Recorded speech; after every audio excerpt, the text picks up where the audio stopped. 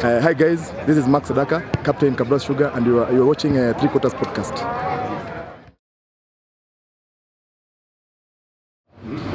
Episode 14, part 2 of the Three Quarters Podcast. Today we are shooting from Roadhouse Grill, Upper Hill.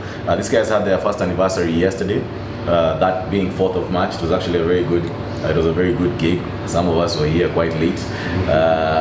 As always, the Three Quarters Podcast is about the game of 15s rugby. We are trying to improve the state of the game of 15s rugby, and therefore going across the board to increase the status of Kenya Rugby.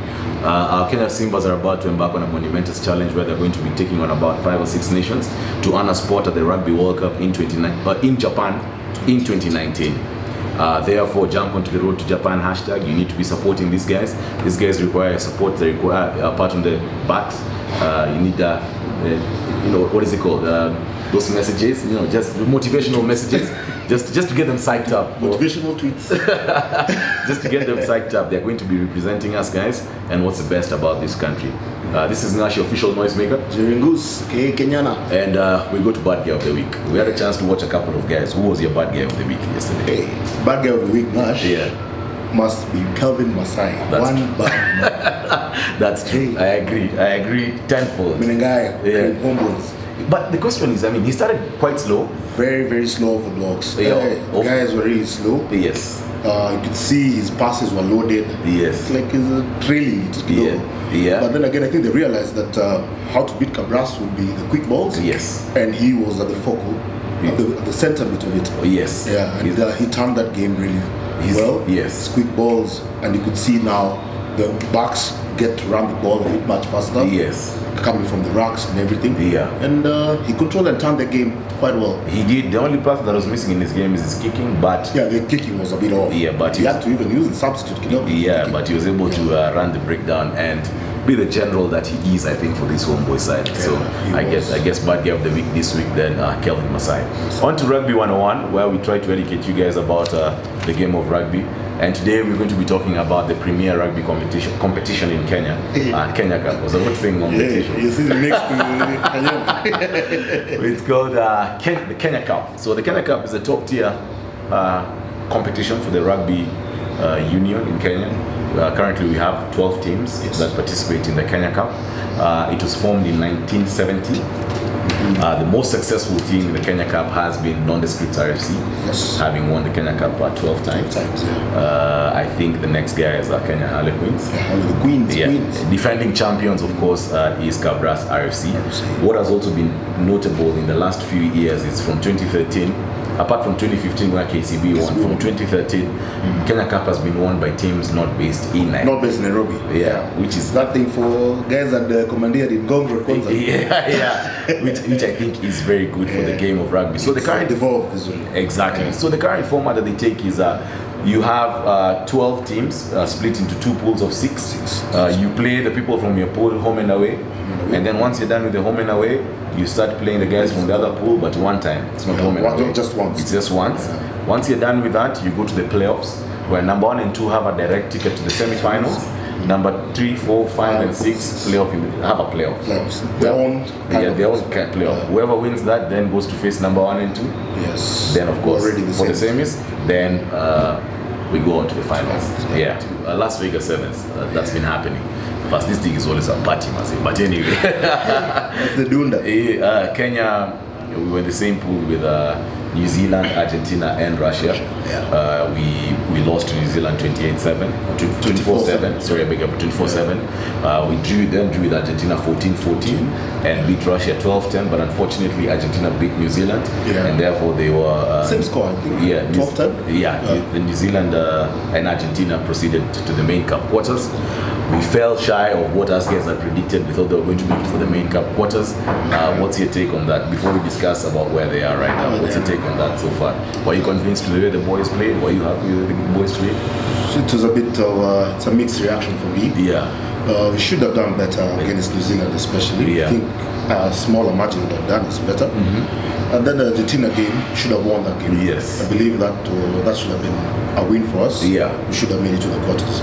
I think also... And Russia, why did Russia get to... Watching the Russia game, and actually we were watching it here at Roadhouse Grill,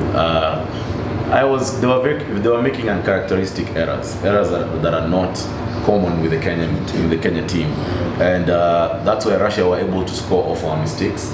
Of course, we did score and tries and win the game, but they were able to capitalize on our mistakes. One thing that's really glaring from our game is that our kicking standards have gone down in terms of conversions. And you get to some games, example, last year in the Singapore leg, a conversion by Collins Injera is what took us to the final in sudden death. So these kicks are very crucial. They are 2 points. They are 2 points. They are very crucial, and I think our guys need to work on that. Anyway, they went to the Challenge Cup semis. Yep. The quarters first they met Chile. Yeah, Chile. Yeah. They met Chile. The quarters they beat Chile 21-19. 21-19 again. Chile giving us a run. No, you even wonder what is happening. Well, the guys are there for the duty. They have Sanchez. Hey, Sanchez. But anyway, Chile giving us a run for money. Then we face France later. France later on today. Yeah. The evening, maybe around 11. Yeah, 11 p.m. 11 p.m. So those games were going to be at Vineyard. You have a chance to watch the game. Or even here at Rodos. Or even here at Rodos, that's true, 11 or 8 p.m. So that's that. Then we have had a chance to have a look at one of the persons who's running for the KRU elections, Sasha Mutai. He's actually come up with some sort of manifesto, and we've been able to get a look at what he's talking about and what he wants to do about this thing. What are your thoughts about his manifesto, lack of a better word? Yeah, well, I think his manifesto touches on the most fundamental part of rugby. Yes. Yeah, the 15s.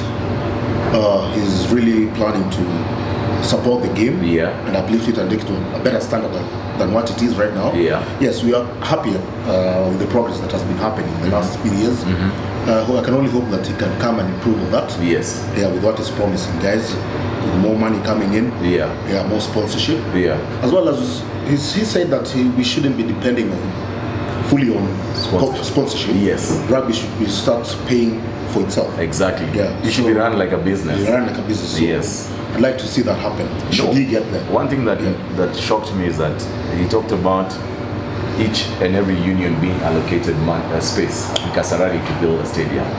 Yet our unions have not taken advantage of that, and that's one of the plans he wants to do.